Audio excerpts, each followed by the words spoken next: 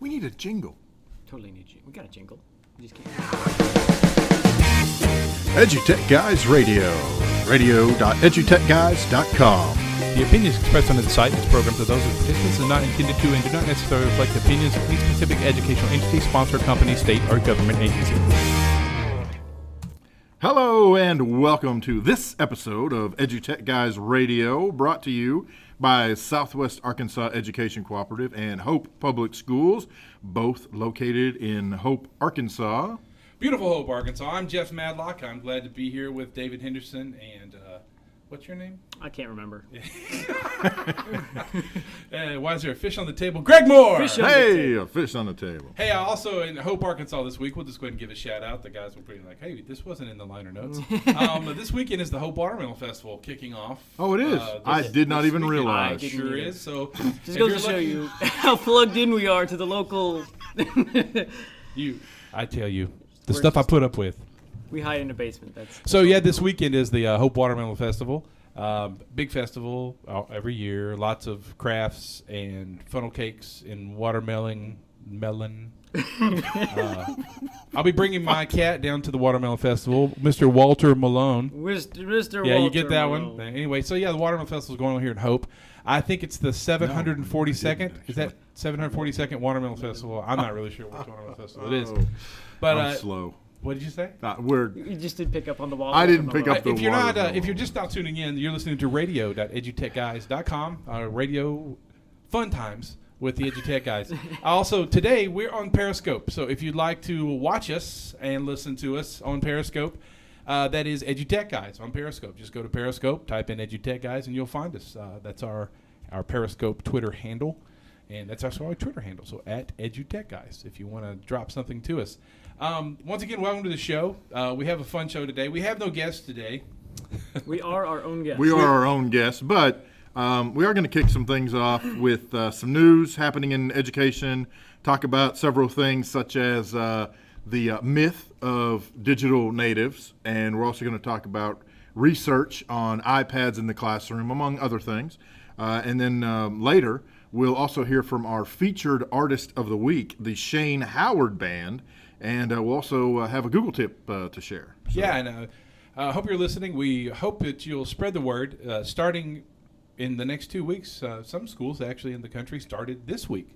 So it's time for those public education sites to get kicking again, and the kids are coming back to school. So want to still listen to us. We will probably keep the same format. It just might be pre-recorded. We haven't really discussed that yet, but we'll hopefully keep this show rolling all throughout the year. Hopefully. I'd like to throw out this Saturday, and I'll throw it out again. I will be doing an Ed Camp Periscope at 1 o'clock concerning using Mixler in the classroom and having your own broadcast show from your classroom. That's this Saturday at 1 o'clock on Periscope. All you have to do is go to hashtag Ed Camp Periscope. We'll talk about it some more in this show. That's kind of why we're using Periscope, because this guy over here, Greg, he said, hey, we should Periscope the show this week. And I did.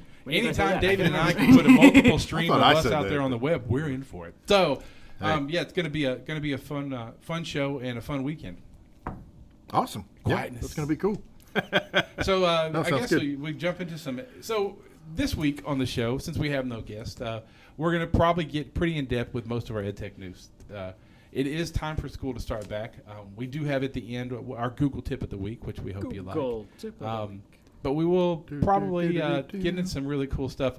I think the first one that is on everybody's mind and lips, and some people would say, unfortunately, on their computer at this point, is Windows 10. Oh. Yeah, I had to.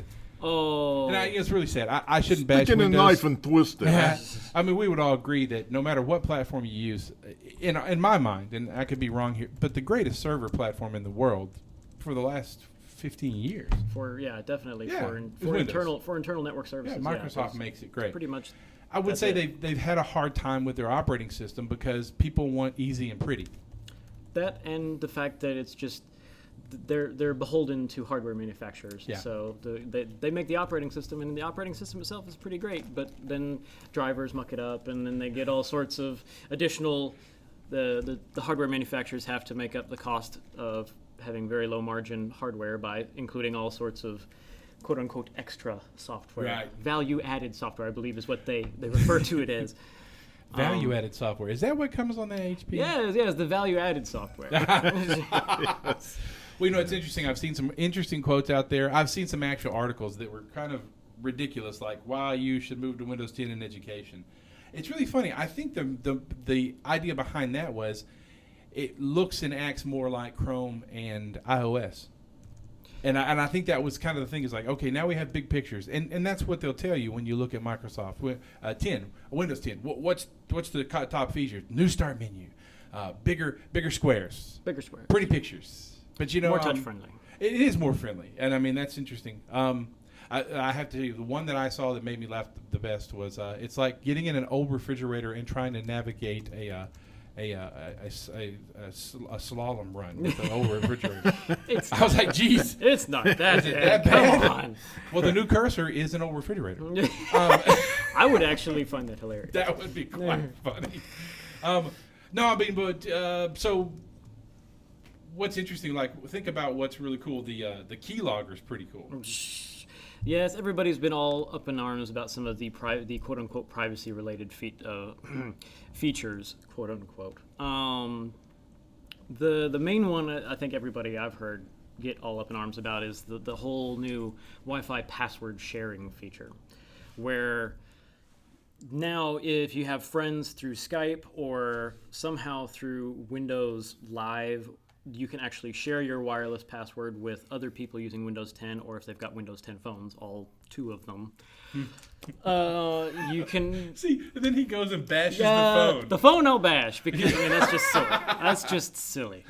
But yeah, apparently now your passwords are shared with these friends, and people are all freaking out about that because it's on by default. It's an opt-out feature, and it's actually buried under, whenever you're installing Windows 10 from scratch, it's actually buried under like advanced setup, and it's like in little tiny blue text. So if you don't read carefully and click the button for advanced setup or what have you, you wind up getting opted into this. Well, so is it only sharing the Wi-Fi password if you're on the same Wi-Fi? Nope. No, so it's sharing shares whatever it with your friends. Wi-Fi passwords are. Now, it says, here you go. So even if I'm using, so if I'm using my machine, let's say at work, at the office, right, and we've got a Wi-Fi password here, now that's on my Windows 10 machine. I take my machine home, I fire up a game, I'm playing a game with, Windows Live or Right. whatever other variants.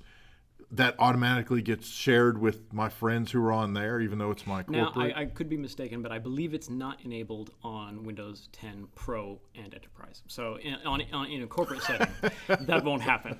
So it's just all the home users. Oh, well, the home exactly users what get to share all their That's home great. passwords. So, Yeah. hey. So, go to work and buy your stuff from Amazon. Don't trust doing it at the house. Well, see, that is why at my house, I don't even bother to put a password on my Wi-Fi because there's no reason to share.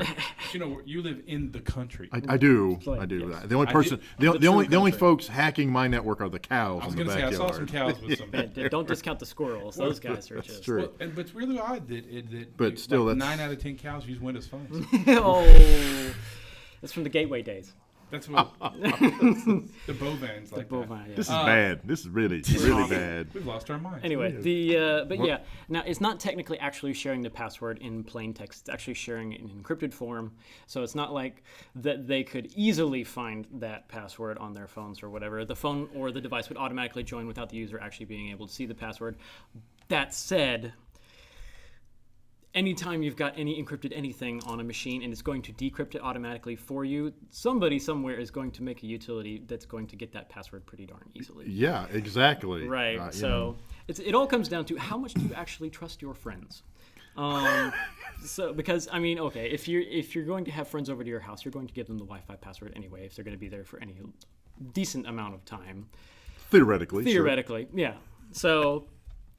Yeah, it's one of those features that's very hotly debated. Some see it as like, oh yeah, that's so convenient. And others are like, what the heck are you doing? I just, here's the funny thing about that though. I'm thinking, I'm a gamer online. I play. So I'm thinking most of the people I play who are my online friends, they are my online friends. Right. I wouldn't necessarily meet them. I wouldn't know who they are if they walked up to me. Right. There's a good chance they're not going to be at my house, Right. thus not sharing my Wi-Fi Yeah, password. and by the way, So- I sure hope that you picked a unique Wi-Fi password that you aren't sharing with like your banking site or anything else. Because again, if somebody gets this Wi-Fi password and they can Right, manage now to they've decrypt got- it, sure. they've got your password for everything. Listen, I'll be right back. Yeah. So, okay, we'll jump ahead. The new login feature. I understand now it has facial recognition with the cameras. Yep. That explains the commercial with the little babies and stuff about they'll log in with their face. I don't know if Right, you've seen exactly. the Windows 10 commercials on TV. I've set my password I to have log in with not, my face actually. as it is, or I just bash my face against the keyboard. That's my password. So, and I understand there's a fingerprint scanner coming. Yeah, I can't remember if it's the fingerprint scanner that's yet to come, or if it's the facial recognition that's yet to come. That worked really well for Toshibas and stuff. Remember the Yeah, fingerprint yeah. scanner? Did you? And so, Solitaire, Yes, and that's the other the thing. Windows that other 10 people, killer. Yes, because we all know how beloved Solitaire is in the Windows world, because it's like the only thing you can play if you're stuck at work and you have no internet access. Yeah, it's now freemium. It's got ads. So in order to get rid of the ads, you can pay Microsoft a certain amount of money, and then the ads go away. But it's a monthly subscription. It's ongoing. It's not even a one-time fee. It's a monthly subscription that you pay a couple of dollars to not see ads. And thus why Microsoft is giving it away for free. Well, Hence that's freemium. Microsoft lost a lot of money this last year, and this is how they're going to make it back. It's either that, By selling Solitaire. I think it's either that, or it's completely the opposite, and we don't see it here. They're trying to dissuade humans from using solitaire anymore. Playing the game. I think I'm okay with that. It's an anti-solitaire It's movement. an anti-solitaire And move. Anti-Solitaire. It Yeah. happens. It's funny. I was looking at continue. Well, it is a social world. We should move away from solitary activity. That's what we Oh. should too. That was pretty good. No, it was. Terrible. That was a stretch. So, checking out some of the stuff online, there's a lot of sites that are talking about, the top 10 things 10 with the Top whole 10 things of Windows 10, Yeah, it's really funny. The one is the start menu. which is it's a hybrid of the old Windows 7, Windows XP start menu, and the And tile 8. features of 8. Yeah. So my number one question then becomes, does anyone know if Classic Shell has been updated for Windows 10 To give you back the to start give you menu. back the old start start menu? menu. Because, I'm not I'm sure. assuming I'm you'll not be sure able to if get rid of Classic that. Shell yeah. has been, but I know that at the very least one of those, I read somewhere that yes, you can actually add. If you don't like the tiles, you can get rid of the tiles and add a third-party application to get a regular old start menu. There you go. Personally, the tiles do not offend me. They haven't yet flipped me off or insulted my mother. You got the wrong tile. Let me tell you. So the another one is windowed Windows Store apps. Did I say that 3 times? Yes. Who? Windowed Windows Windows Store Store apps. apps. All right then. So basically, yeah, the old Windows Store apps were just ones that would run in what used to be called Metro, and then they couldn't call Metro because it was licensed by somebody else, and so it became some other like generic term, but everybody still refers to it as Metro.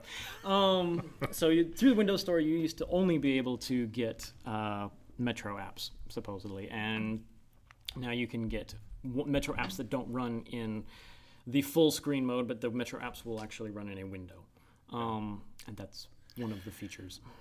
And So they're still not. They're still not really. I don't- they're still not real. I guess I don't understand. I've never partaken in the App Store at Microsoft. So I guess I think of when I'm thinking of a software store, I'm thinking along the lines of say, I don't know, like Steam or that kind of thing. And obviously, honestly, I that's, haven't never partaken of the Windows Okay. App Store either. So, right. yeah, we're pulling some stuff out of our hat there. And it It's may a good be, thing you're wearing one. Yes, exactly. Cortana seems to be one of the things that they say is a big deal. So we'll move on. Then there's the Edge browser, which now that's I saw a great article that said the reason you should move to Edge browser right now before you move back to Chrome is your default. But it is HTML5 and it's dropped all the other junk. Okay, no more ActiveX, thank But goodness. That's for good. certain places that have to have all that stuff because the software has not been upgraded for cloud. I love cloud-based software that is, the least cloud-friendly as it can be. It's like, oh yes, it's a web-based software. Java, and, Flash, yeah. Right. 17 Yes. plugins later that you must update every 15 minutes. But So Spartan was its Code name. and now it's the Edge. So I understand that U2's guitar player has a lawsuit against Microsoft. I'm kidding. Virtual desktops. So that's Virtual desktops is Apple's expose. it's pretty much it's not just expose. It's what do they call it? Mission control, because it used to be just expose and it didn't have the multiple desktops in there. So, but yeah, it's startlingly similar to mission control. It has the multiple desktops. The only difference is the multiple desktops are along the bottom of the screen instead of along the top of the screen. But aside from that, it's pretty much the same thing. I'm hurrying through these. Action Center, which I believe is the notification center. Pretty much, you can turn off some of the basic functions in Action Center, which is not something that you see in OS 10. You can like turn on and off the Wi-Fi, turn it off the Bluetooth. Yeah. It's sort of like on your phone, the quick little slide up pane where you can turn on enough stuff real quick. That's cool. Revamped core apps. I understand they rebuilt Mail and all that kind of good stuff, and runs faster. The Xbox app. Yeah, you can actually stream Xbox games to your Windows machine. So yeah, if your kid or significant other or perhaps your parent is on the television and you want to play some Xbox games and all you've got is your Windows 10 machine, you can then have the video streamed to your laptop or your desktop or what have you and play games on there. So that's kind of cool. The problem, I don't know if it's a problem or not, I guess, but I guess, there was a lot of talk about Xbox integration with Windows 10, and that was really supposed to be one of the biggest selling points. And then really when it's all said and done, I can stream my Xbox game to my PC. I don't know. It seems to me Xbox is, it's just a PC. That's exactly what, it's just a PC. It's got very particular hardware. You have gaming PCs. Not even really all that particular. No, it's not like it's super high end. No. I guess particular is not the right word. Maybe specific. It's got specific hardware. Right. Yeah. All right, but still, at its core, an Xbox is still just a gaming machine in a funky little console shape. Yep. It surprises me that as a PC gamer that I can't play online games against Xboxers. I've got a PC playing. They've got an Xbox, which is a PC playing, and yet we still can't. And it's made they're both made by Microsoft. Right.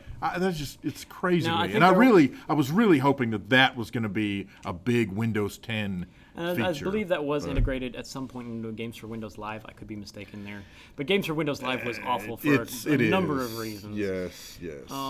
What I can't believe is the fact that they haven't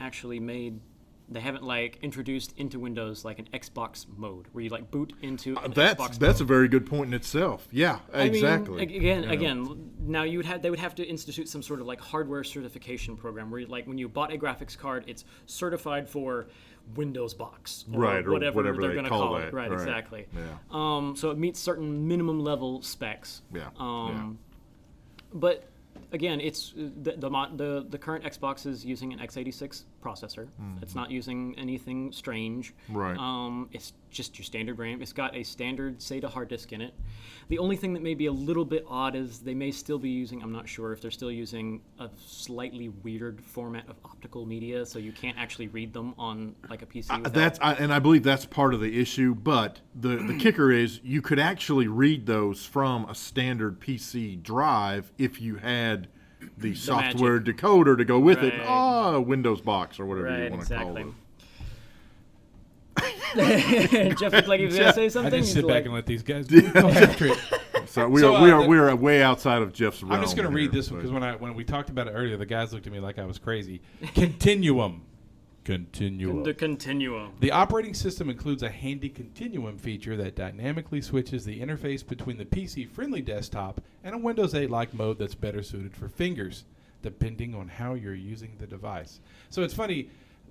I don't see how it's that's... they vastly improved the PC use, but they didn't forget about their touchscreen users. Now, considering as much as they are pushing their piece, the the Touch-A-Lot. No, what's the name of that thing that what's their touch device? Their tablet. Oh. Surface, yes. Yes.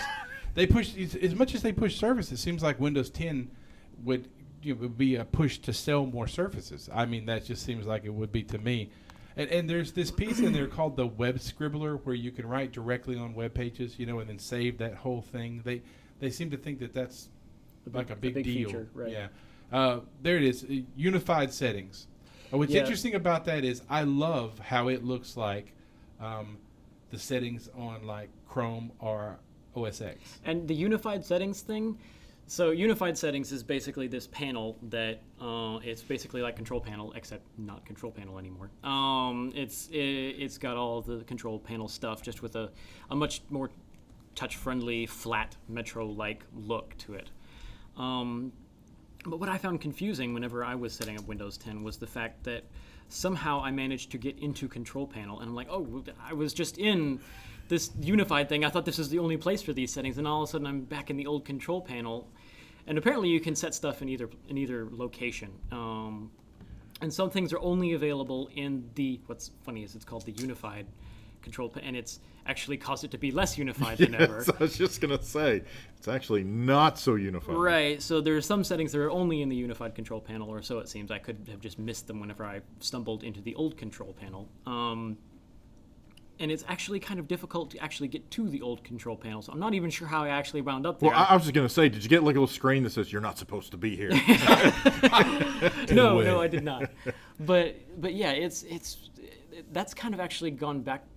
I'm thinking they'll probably drop the old control panel. They're just sort of leaving it in there so that they don't have a larger brouhaha over, oh my gosh, they got rid of this old thing that all its settings are still there. They just look different. Yes.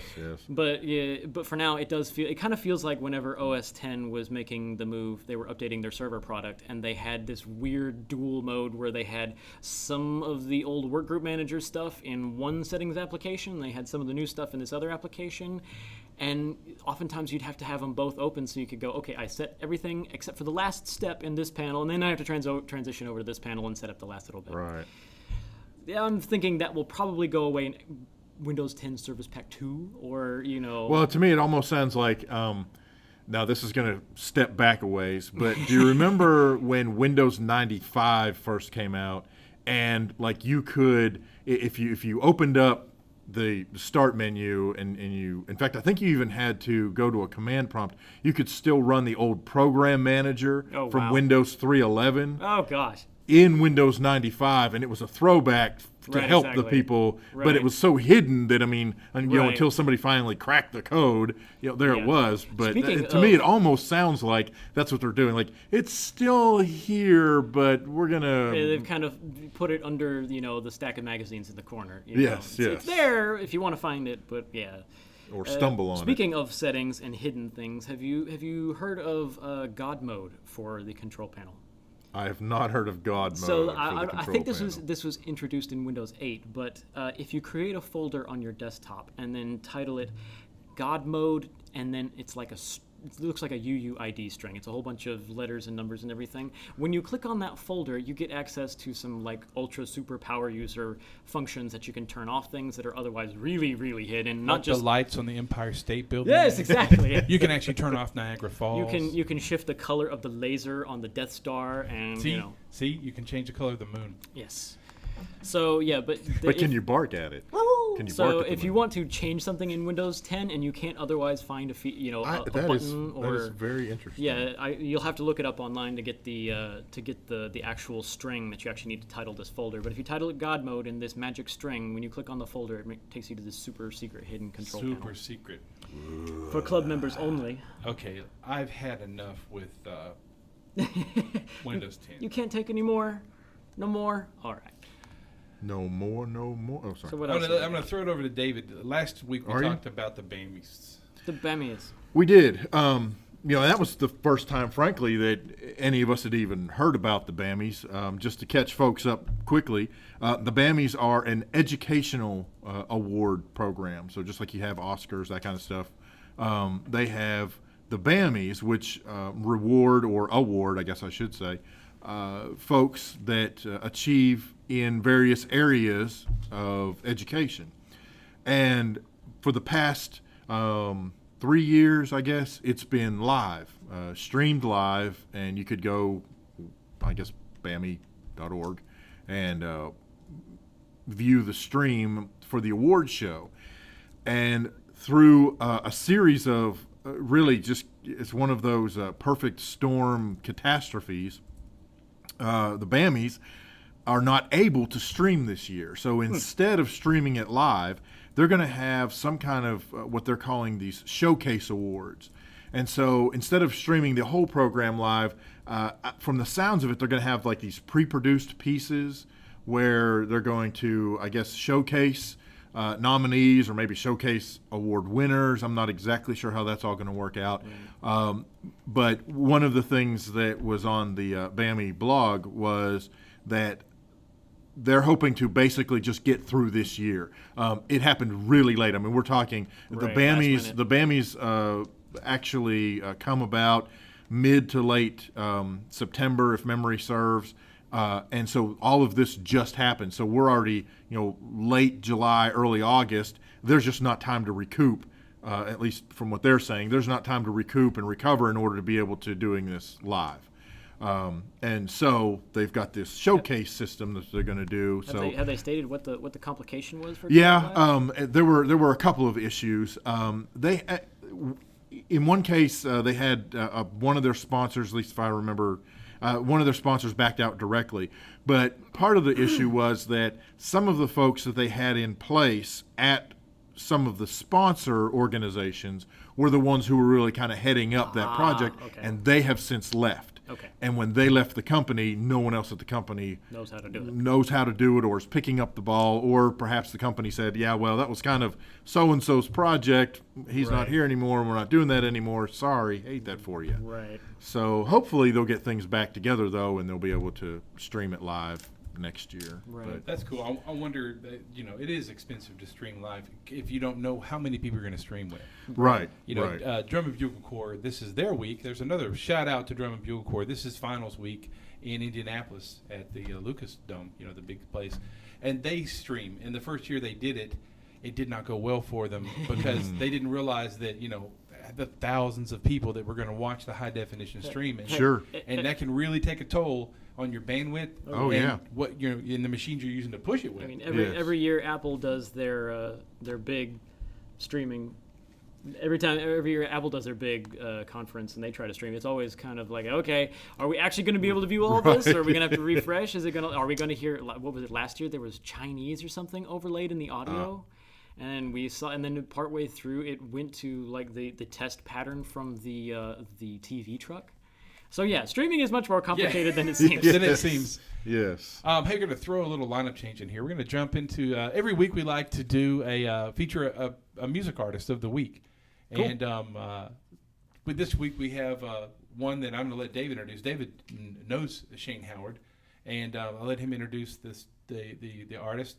And we'll do one, maybe we'll do two songs with another one later in the show. Okay, sounds good, yeah. So I'm going to let him talk about Shane because Shane is also an educator.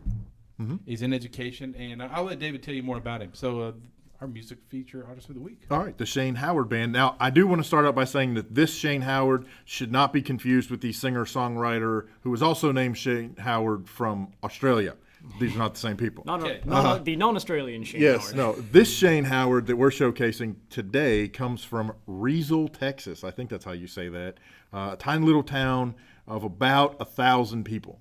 But he actually used to perform with a group called Rampage back in the late 80s, early 90s. That's about right.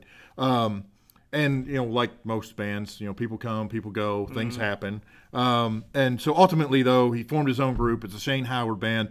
Over the last decade or so, they've seen some changes, but it's maintained itself as a Shane Howard Band. And he's stuck with it. They've actually opened for folks like Pat Green, Travis Tritt, John Conley. There's a whole slew of other folks they've opened for. Really cool. I met Shane several years ago at a conference through Kevin Honeycutt, of course. And so we were all there. And then if you fast forward a couple of years, last year or the year before, now I can't remember, it's all kind of a blur, I actually had the opportunity to quote-unquote perform on stage with Shane and Kevin and the band, and they had me up there. I was playing the bass, and through the course of the song, my volume got lower and lower.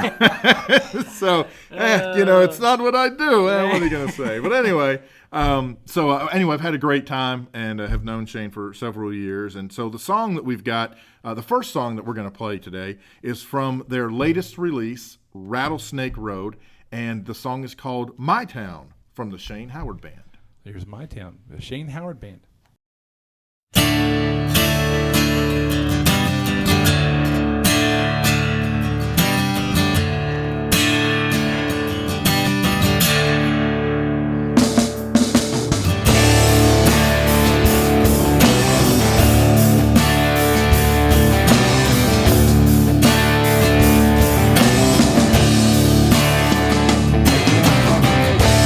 In a small town, nothing to do.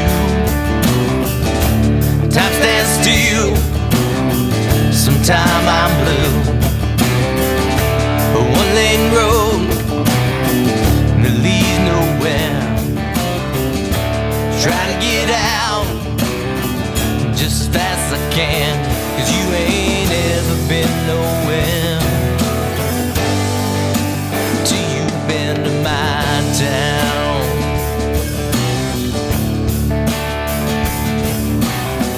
Two blinking lights, a one-horse town, and can't keep a secret to save a life.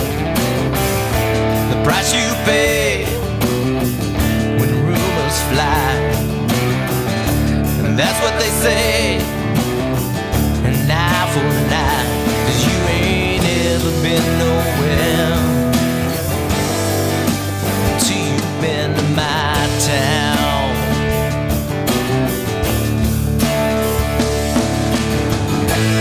Someday I'm gonna break away and leave. Gonna find a way to stand on my 2 feet.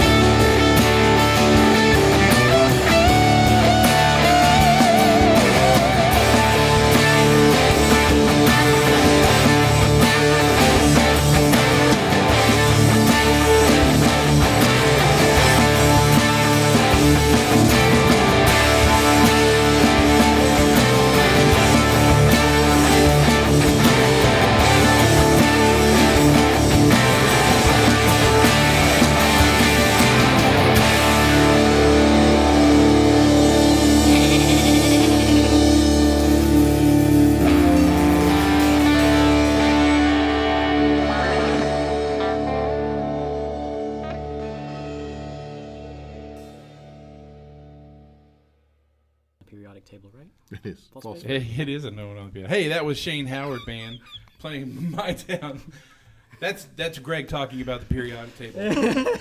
You're listening to radio.edutechguys.com. We're live on the radio right now, coming from the Southwest Arkansas Educational Co-op. Sometimes my tongue gets ahead of my mouth.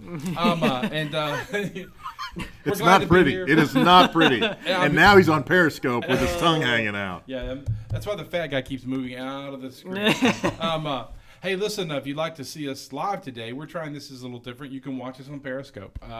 So check us out on Twitter. There's a live link there. Or just go to Periscope and search EduTechGuys and catch the video. Yes, we all have faces for radio, but, that's just the way it goes. So. Well, and part of the reason why we're doing this is because we needed to play around with Periscope, test it out, see what's going on, but also because this Saturday, Jeff is actually going to host a workshop for a Periscope-based conference. EdCamp Periscope, hashtag EdCamp Periscope, this Saturday.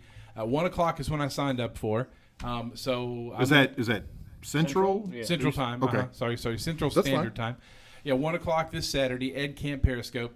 I have 20 to 30 minutes is what they're asking for to do. I'm going to do Mixler in the classroom.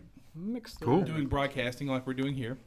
Awesome. So that you can broadcast live from the classroom. Sweet. Like to give a shout out to Daniel Faulkner. Thanks a million, man, for always listening to us. And Chad Brinkley. I think he's always online listening to us too. Cool. Thank you very give much. Those guys Appreciate give it. a shout out. Listen, if you're listening to us, if you're out there taking a listen, get the Periscope app. You can go to periscope.com. You can download it for either iOS or Android. Put it on your phone, and you can see us. And we're live. And so you'll see the same thing that's happening here in the studio, this luxurious 2,200 square foot studio that we have here. It's really great. We finish the show, we go over to the hot tub, and we kind of relax and everything. We have a masseuse on staff. Yes. I'm kidding. We're coming to you from the Southwest Arkansas Educational Co-op. Hey, if you missed earlier in the show, not a problem. You can go to radio.edutechguys.com, click the show reel, and check out the show later. Immediately when we finish the show, we upload the show, and it's there probably within 10 minutes. So 4:10, 4:15, you can listen to the show all over again. You missed some great talk on Windows 10 and the perils and pitfalls and the ponies and lightning that comes along with it. So there's good things and bad things with everything. Hey, we're back, and we were going to talk about there's a new research piece out on iPads in the classroom. And it's funny, we've been using iPads for 3 years. Is that right? We're coming in our 4th year. Something like that. Yeah. And it's really interesting. The article that I was looking at is talking about how iPads are, they are the dominant tablet in education. And they are the dominant tablet. Oh, yeah, absolutely. Now, undeniably, Google Chrome is starting to creep up. Oh, yeah. It's making its creep into the classroom, which that's great. We all love Chrome. Right. We love Chrome OS. And we're all using Google Apps quite heavily, even in an iOS-based educational system. Yeah, if you're in education and you're not using Google Apps, and you've got problems. Then our listeners drop to... But if you're using an Exchange for Microsoft. Oh, Anyway, no, I'm just giving you a hard time. Oh, man. I'm just picking on Microsoft No today. You are. You are. Is it bad? Is it bad? Do you think we'll lose them as a sponsor? You cannot lose that which you never had. Oh, This is not the sponsors you're looking for. no. These are not the sponsors you're looking. Anyway, it's funny. The iPad's 5 years old, and it has been the ivory tower, at the top of the hill For tablets. in yeah, tablets very in least. education. It's really interesting to look at this article. Has just some great stuff. University of California Irvine's iMed Ed program. Each of the 104 medical students in the class of 2014 received an iPad from the school, and they started in 2010. Towards the end of the programs, this class scored an average of 23% higher on national exams than previous classes. Wow. That's an interesting number. Now, I know it's 104 kids, and I know it's a med school. So you're talking about, Right. Cream of the crop. yeah, there. which of these gold coins is the best? Right, exactly. But there's some other stuff on there, and that's emergingedtech.com, emergingedtech.com. If you'll go there, you'll find that on their home site. You'll see that article there. But they talk about kindergartners in Auburn, Maine. There were 266 of them in the study group, and those who used the device scored higher on literacy tests. Yeah. And they were more interested in learning and excited to be there. Well, sure they were. Good. It's Let an me see. iPad. Which is going to be more enthralling to me, a textbook or an iPad? Let me think about that. Yeah, just having that piece in there. And Right. then one more that's on there is pretty neat is 8 positive findings from a 4-year one-to-one iPad initiative, and it was the Franklin Academy High School in North Carolina.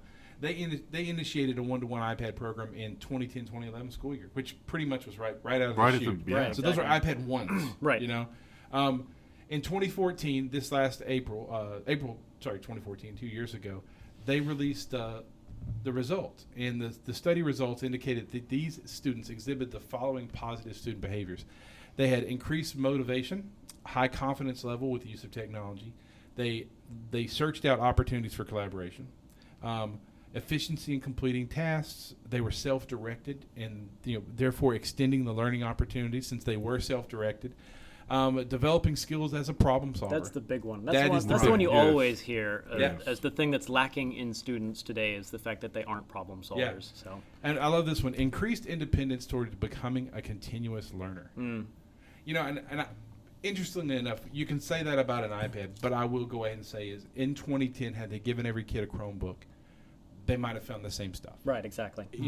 This has to do with the one-to-one. Is that As giving them the an idea, technology right. as their tool? Right. And I think in a second when we start talking about digital natives, Right. I think that's going to be the interesting thing. Is that's the new tool for us. It might be the cool protractor or the the mechanical pencil. Like, hey, I got a mechanical pencil. That was a tool to us, but it was a really sharp, cool tool. Mm-hmm. Or the multicolored pen. Remember the Bic that had the black and the green Well, and the red? and what's funny about each of those, well, I don't, maybe not the protractor, but in terms of, you're talking about, especially mechanical pencils, they're still banned from certain classes, because it's Right. a mechanical pencil. Like, really? You got to be kidding me with that. But where I want to come back to is exactly what you brought up, and that is, if they had been given some other tool. Let's just say it was a Chromebook. Let's just say there was, I don't know, an Android tablet that they were all given one-to-one. Right. Would it have made a difference? My question is, and I'm sure the studies, or I would hope anyway, and we haven't delved that deep into the actual studies themselves, Right. but obviously the tool is, well, maybe not obviously, but I would venture that the tool is not the issue. The tool is not what helped raise the test scores. It's Right. not what helped these students achieve these particular skill sets, but rather how they used that tool. Right. It's not. So it's what not I a would silver like- bullet. It's not a silver bullet. You can't just throw it at the wall and have magic results. Exactly. And so what I would hope is that as part of these studies, those are the kinds of things that they talk about in the studies. What were the apps that these students were using? How were they using those tools Yeah. that led to these, particular results? Right. But I think And at the then, same time, of course, you have to figure out, okay, so they were able to achieve, these specific examples were able to achieve these particular things. Right.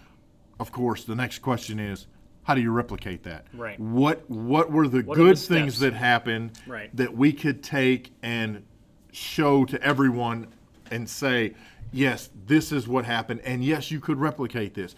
Likewise, what happened that absolutely failed? Right. Right? Why? And I don't necessarily mean to sound like a curmudgeon or anything, but why only 23%? Right. Of an increase. right. What was the What, But 23%. That's a Oh, I agree. That's phenomenal. Right, If I exactly. could get 23% more back on my taxes, I would be happy. Goodness, yes. Tomorrow they said, hey, we'll give you a 23% raise. Okay. Right. Maybe right. I'm in. And I'm with you. Interestingly enough, I think that's the key, though, is when I look at those 8 things that they did that changed, I think the cool part is that as kids, you and I went to the library and we could use the World Book or Encyclopedia Britannica. Right. And that was it. Yeah. Now, I think the key in using the tool correctly, and it makes me wonder if this happened over 5 years at that school, was the kids had the opportunity, since they were self-directed, to go, what's the best app for me to find the information that I'm looking for? Sure. Because, Right.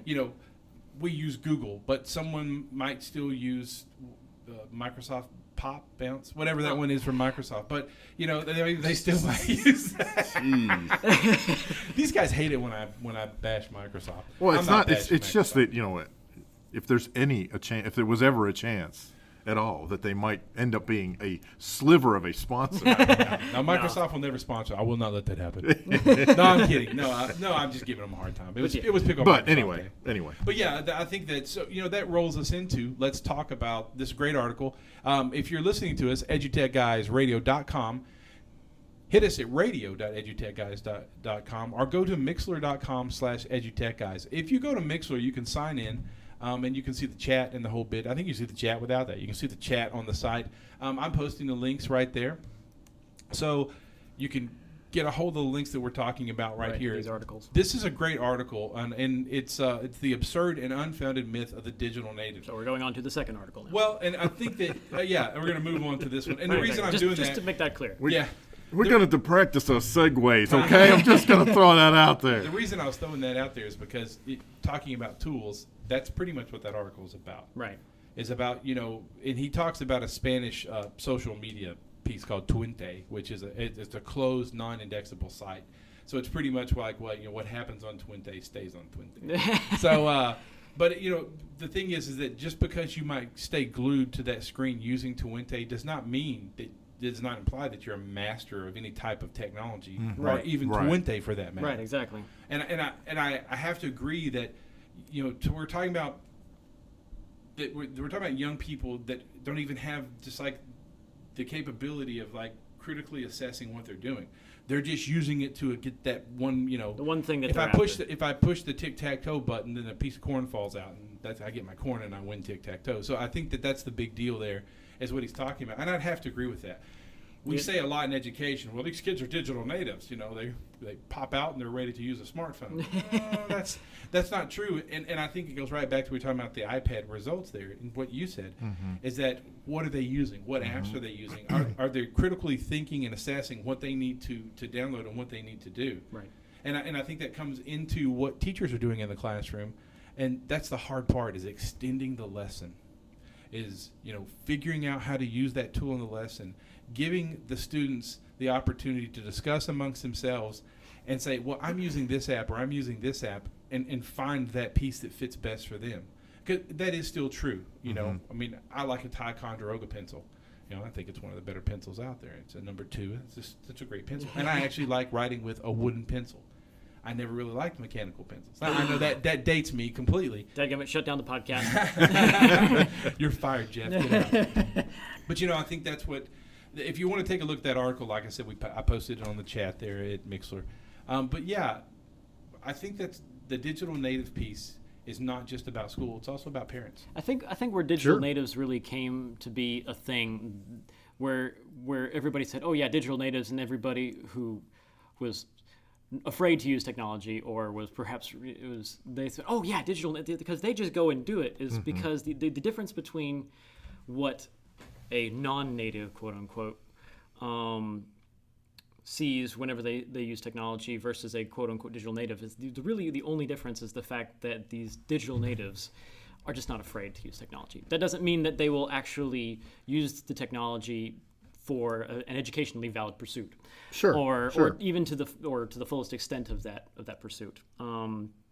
But I think the first step is not being afraid to jump out and just click on buttons and say, oh, how does this work? Oh, that didn't work. Right. Let's try something else. Well, and I think that saying this whole thing about digital natives, you're born in the internet age, so you're a digital native. Right, exactly. I think that leads teachers and parents and adults to think that, oh, well, we don't have to teach them anything. That's completely wrong. Absolutely. Because he refers to them as digital orphans.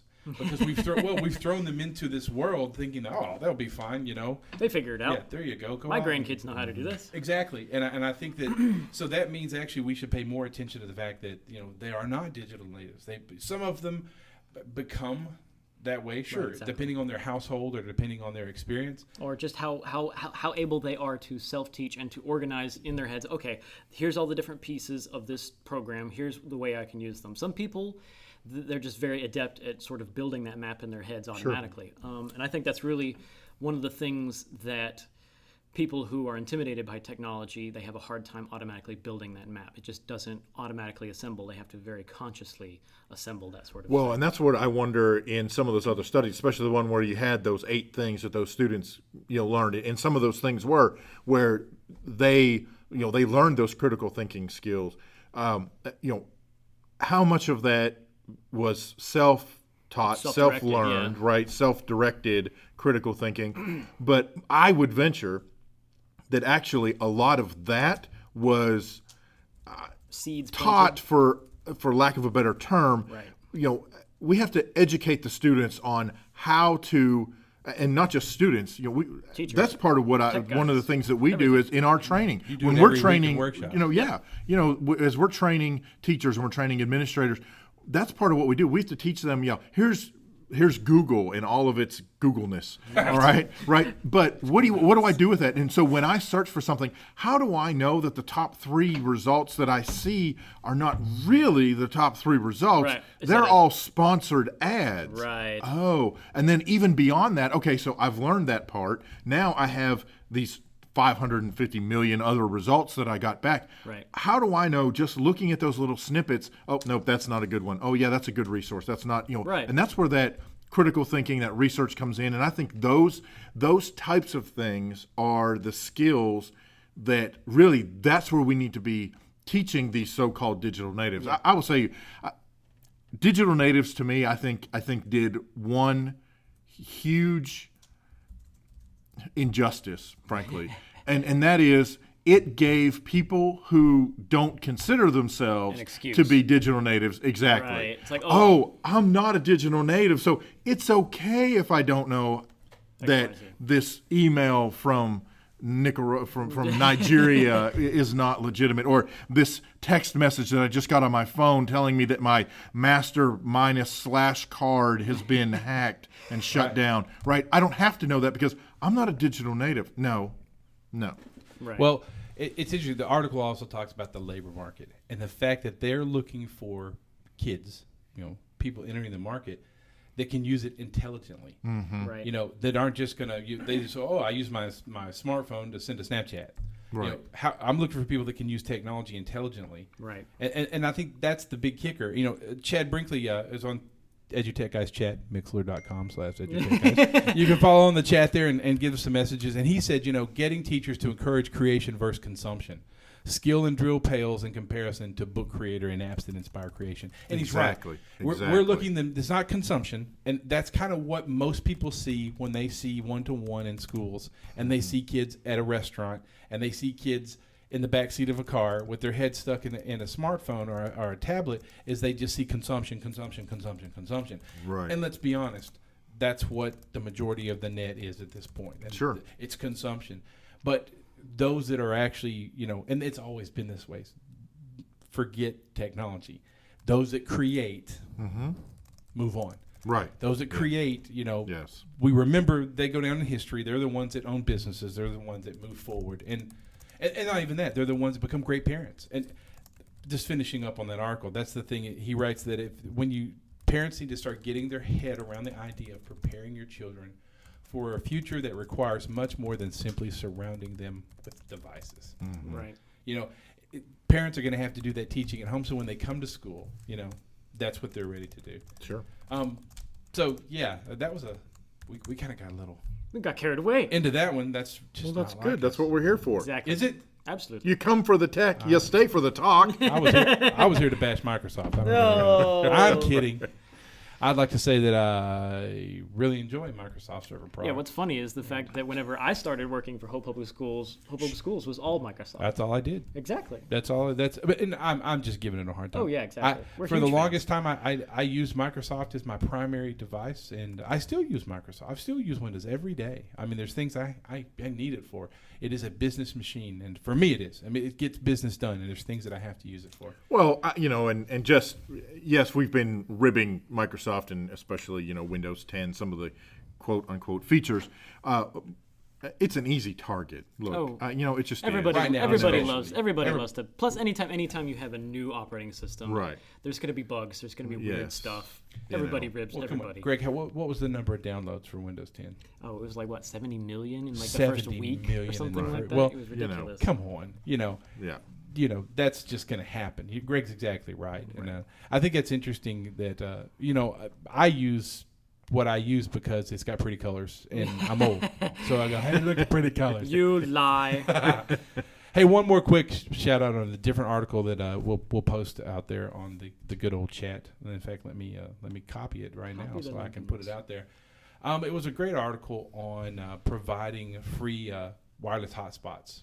How some districts were closing the equity gap doing that, and that's a really cool thing. And we've talked about that. We've all talked about that before. That's definitely a necessary first step if you're going to be doing any sort of flipped classroom sort of thing where the kids do the work at home, because so much of it is dependent on internet access. Well, and I will tell you, at least here in Arkansas, and now I have not reviewed the rules, regs, what have you, in a long time, but back when we had where everything was essentially dial-up, the districts had a 56K line in those days, maybe had a T1 line. Many districts put in banks of modems and let the communities dial in. And frankly, the state put the kibosh on that and said, ho, you can't be using, these school resources for the community at large. So until those types of things change, this is great, free hotspots through the district. But, until the doors open at the governance level, we're kind of hogtied. Yeah. Well, one of the things it talks about in there is Khajiit, which I don't know if you've heard of, that's the one that provides free cell phones for kids and smartphones. And then they also provide mobile broadband solutions for schools and school districts. So that's what the article's getting at, is providing that. And you're right. I remember the co-op used to have a bank of modems way back a long time ago. I used to ride my horse up there. In the long time ago. But in the long time. But, it's interesting. A lot of schools in Arkansas and schools around the country that are busing kids for a long period of time have put hotspots, cellular hotspots on the buses, so the kids can, still get stuff done, finish homework, while away the time. Because in this country, there are some kids that spend hours on a school bus just to get to school. So I tell you what we're going to do. How about we hear another song from your buddy Shane Howard? Okay, sounds good. This is a song that ranks really high on iTunes, and it's called Texas Rain. So here is the Shane Howard Band with Texas Rain. Texas rain keeps falling on me, clouding my heart with misery, washing my hopes and dreams away. This Texas rain is driving me away. It's driving me back to the one I love, the one I said I'd never think of,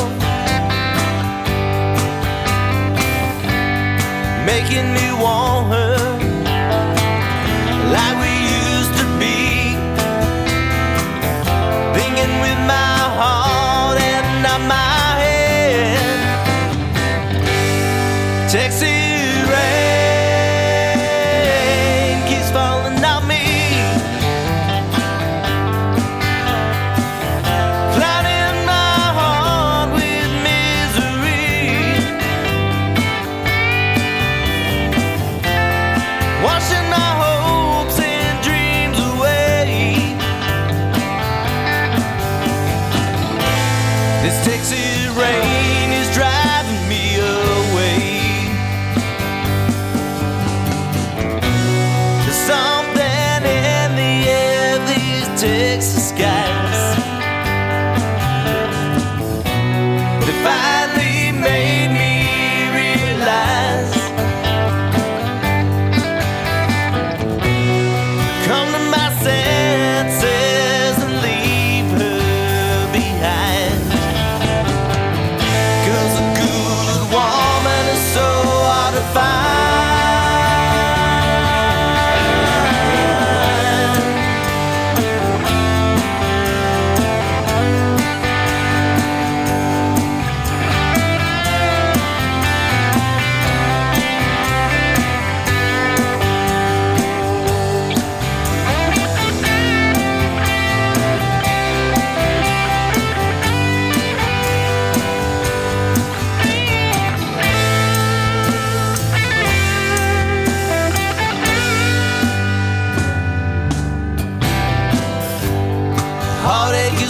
sun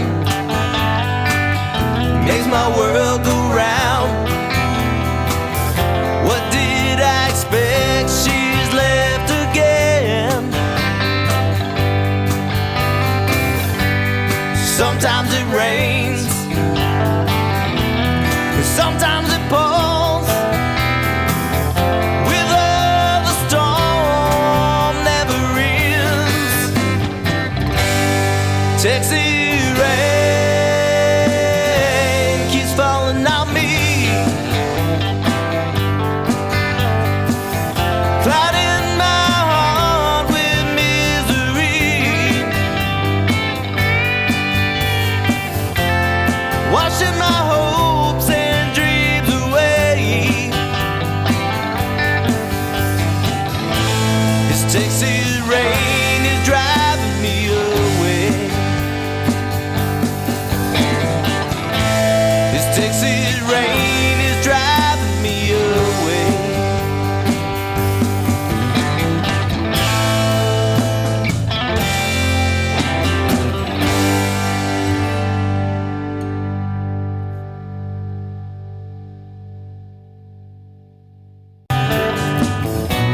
They finally made me realize.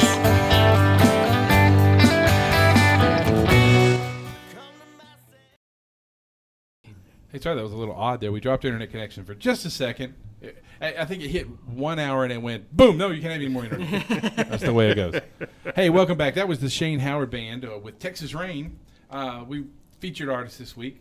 Shane's a friend of Kevin Honeycutt, plays in Tweetwood Mac Yes. with him. If I remember correctly, Shane's a web designer. He's into education. He does the whole thing. And guitar player, singer, got his Yeah. own band, and they're really good. So we want to thank Shane for letting us, preview his music here today and all that kind of good stuff. Absolutely. I tell you what, we're getting ready to wrap up the show here. We've gone over an hour, but you know what? We don't care because it's our show. We can do what we want to do. It's our show and we can do it. That's a real song by the Shirelles. Did the Shirelles sing that song? I don't remember who sang that song. Yeah. Hey, I want to talk to you about one more thing real quick here, and we like to do the Google app of the Feature week. of the week. The Google App Feature of the Week. Google app feature of the week. We just need to have a band sitting over in the corner, like on Jimmy Kimmel Yes, Live or that's whatever. right. Ba-doom-tsh. No, we're just going to put Greg on the drums. I'm going to play mandolin. You're going to play nose flute. Nose flute. Nose flutes.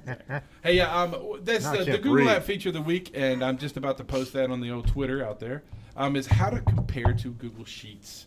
And that's to find duplicates or unique entries in two different Google Sheets. And I know you've run into that before because I know I've run I into have. it. Everybody runs into it. I'll post the actual article. It's got about, it looks like a handful, 78 steps maybe. No, there's 6 steps on there. What? There's 6 steps on there. And in fact, what's really nice about it is it's under add-ons, and it's called Remove Duplicates. And it gives you the opportunity to compare 2 sheets and then find duplicates or uniques, which is really pretty cool. Yeah. So you can actually compare 2 sheets and set up your parameters and rock through that thing pretty quickly. It's a really neat piece. I just wanted to give the shout out to Cool. it so you knew that it existed. That's our Google App Feature of the Week. Google App Feature of the Week. Yay. I like how David whispers it. Google No, Feature of the Week. we're compelled to do it, but we don't want to do it very loud. We don't want to be noticed for No, it. that's So I guess this is the end of this That's show. I all can't we believe got. this is our 9th show for the season. Yeah, this has been awesome, and yes. today flew by. I don't know for the listeners or the people who have been watching on Periscope. they were It may have sitting been, there going- this may have been absolutely painful, Thank goodness but they're finished. no, this was a lot of fun. Hey, I just want to say real quick, in terms of upcoming shows, for the folks listening out there, in a few weeks we're going to have Ginger Lumen, who is to me, if you look at her stuff. She is one of the queens of project-based learning. We are going to, in September, we're going to have Dave Ramsey, who is the guy behind... Teach like a pilot at the mayday. Exactly. So we've got him coming up, plus a whole slew of other guests.